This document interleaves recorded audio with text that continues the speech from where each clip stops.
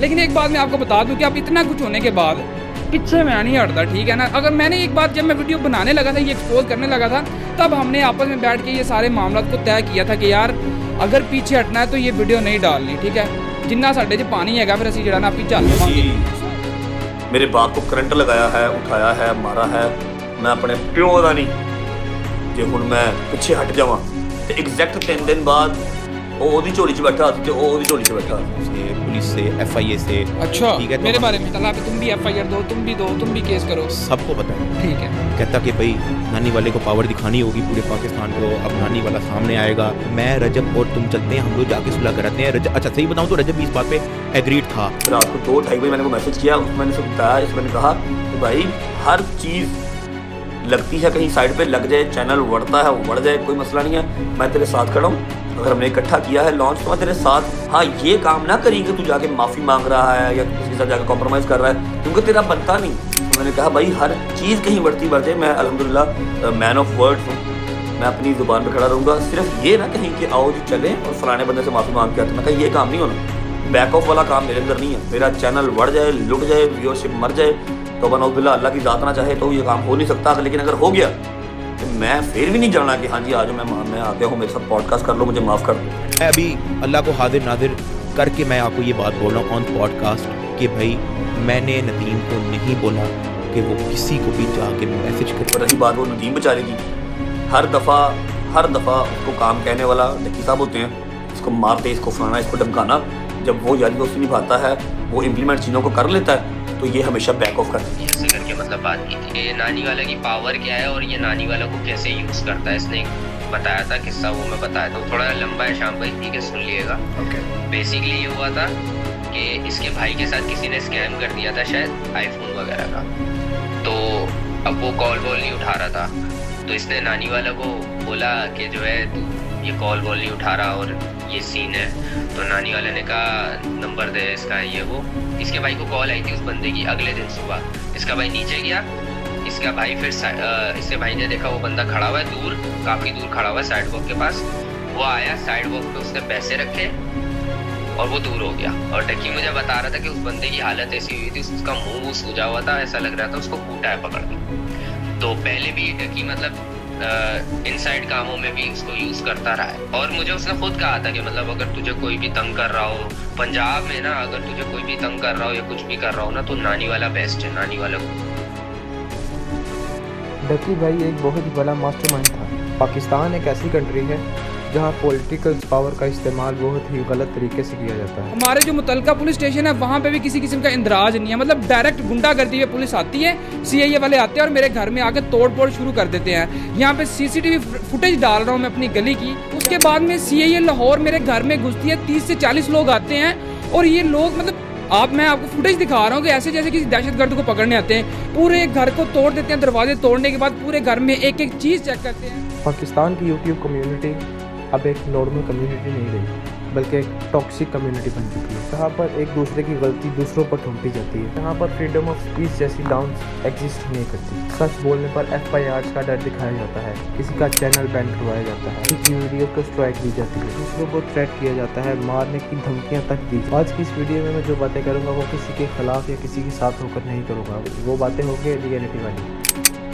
मैं अपने प्यो का नहीं। मैं अभी अल्लाह को हाजिर नाजिर करके मैं आपको ये बात बोल रहा हूँ ऑन पॉडकास्ट कि भाई मैंने नदीम को नहीं बोला कि वो किसी को।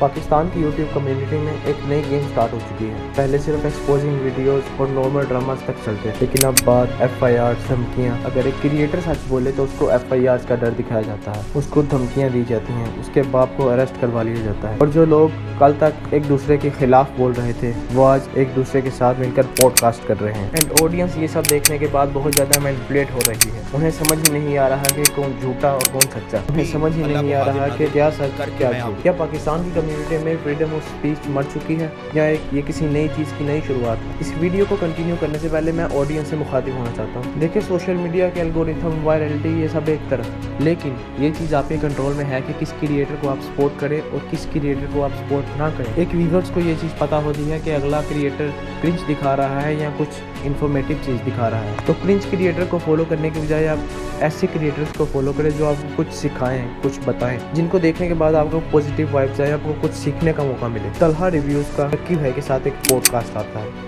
तलहा रिव्यूज़ की इस वीडियो से लगता था कि वो कभी इनमें से किसी को माफ़ नहीं करेगा और ना ही ज़िंदगी में इनके साथ कभी कोलैब करेगा, लेकिन जब इन दोनों का पॉडकास्ट आया तो गेम ही सारी बदल गई। लक्की भाई वहाँ पर खुद अपोलोजाइज करने की बजाय दूसरों को ब्लेम कर रहा है। मैं अभी अल्लाह को हाजिर नाजिर करके मैं आपको ये बात बोल रहा हूँ ऑन पॉडकास्ट कि भाई मैंने नदीम को नहीं बोला। वो मेरे बारे में अजीब अजीब बातें करता है कि डक्की तो मेरे इशारे पे चलता है, ठीक है, इस तरह की बातें भी हैं। पर नहीं, मैंने उसको यार FIR जब उसने मुझे सेंड कर दी, मैंने उसको ये भी कहा भाई किसी भी तरह इसको खारिज करो। और ये एक ब्लेम गेम पॉडकास्ट बन चुका था। ये तो नहीं बोलूँगा कि ये सब बिल्कुल गलत था, लेकिन ये सब बिल्कुल ठीक भी नहीं। एक बहुत ही सिंपल बात है, अगर आप समझने की कोशिश करें कि अगर कोई भी बंदा किसी पॉडकास्ट में जाएगा तो उसे पहले से ही पता होगा कि मुझसे क्या पूछा जाएगा, और इसी तरह डक्की को भी पता था कि मेरे से केस के हवाले से क्वेश्चंस किए जाएंगे और वो ऑलरेडी उसी के लिए प्रीपेड था। लेकिन पॉइंट ये भी नहीं है, हर चीज़ के लिए बंदे को प्रीपेड होना चाहिए। बात मेरी ये है कि पॉडकास्ट में बैठा बंदा अपने आप को ही सच्चा साबित करेगा ना, वो खुद को साफ साबित करने के लिए दूसरों को गंदा कर देगा। मैं ये नहीं कहना चाह रहा कि कौन गंदा कौन साफ, पर रियलिटी यही है। इस पॉडकास्ट का असल मतलब तब बनता जब तीनों डक्की, रजब और नानी वाला मिलकर एक दूसरे को क्रिटिसाइज करते। ये सच बताते कि रियलिटी में मास्टरमाइंड कौन था और गलती किसकी। तब दूध का दूध और पानी का पानी होता, तब पता चलता कि कौन किसको ब्लेम करता है। सिर्फ 1 मिनट के लिए इमेजिन करें कि इस पॉडकास्ट में नदीम नानी वाला आता है। वो खुद को ठीक सच्चा साबित करने के लिए अपने ऊपर बात कभी भी नहीं आने देगा, वो दूसरों को ब्लेम करेगा। एंड दी एंड यही हो। नो डाउट कि डक्की ने कुछ बातें ठीक भी कही थी और उनमें रियलिटी भी है। ये कहते हैं कि ये शाम को कहता है कि व्लॉगिंग कर रहा है और आप भी खुद कर रहे हैं। मैं इस चीज़ पे यहाँ पे कोई जस्टिफिकेशन नहीं दे रहा। यहाँ पे मेरी एक हिपोक्रेसी आती है, ठीक है, सीधी सी जो बात है।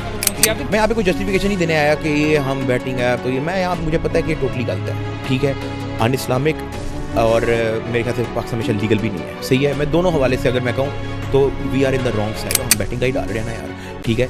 तो आप ऐसा समझो कि 2024 मैंने पूरा नहीं किया एंड आई नो कि इट्स रॉन्ग, और उससे पहले जो मैंने किया है I apologise for that and it will not happen from my side again. बाकी ये सच जानते हैं वही तीनों लोग जो इस प्रोजेक्ट में एक दूसरे के साथ थे। या तो ये होता है कि वो तीनों आकर पॉडकास्ट करते, एक दूसरे को क्रिटिसाइज करते और बात खत्म करते, या तो एक भी आगे ना आता। यहाँ पर तलहा की भी एक सबसे बड़ी गलती ये थी कि उसने सिर्फ डक्की के साथ पॉडकास्ट किया।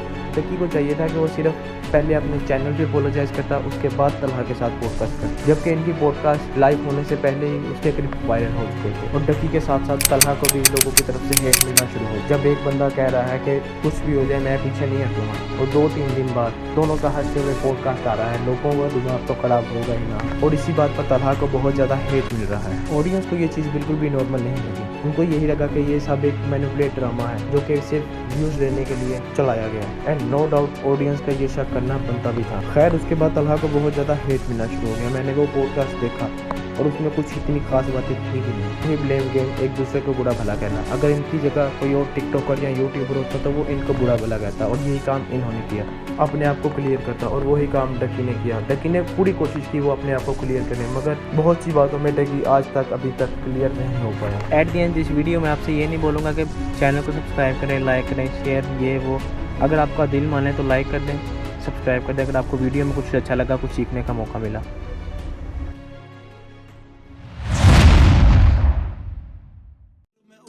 कुछ इन जैसा नहीं, मैं ऐसा नहीं हूँ, मैं वैसा नहीं। ये जाली हैं रैपर से जाली बने हैं, मैं जाली जमाने में रहता नहीं।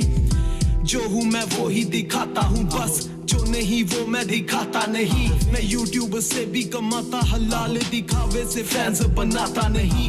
देश से बाहर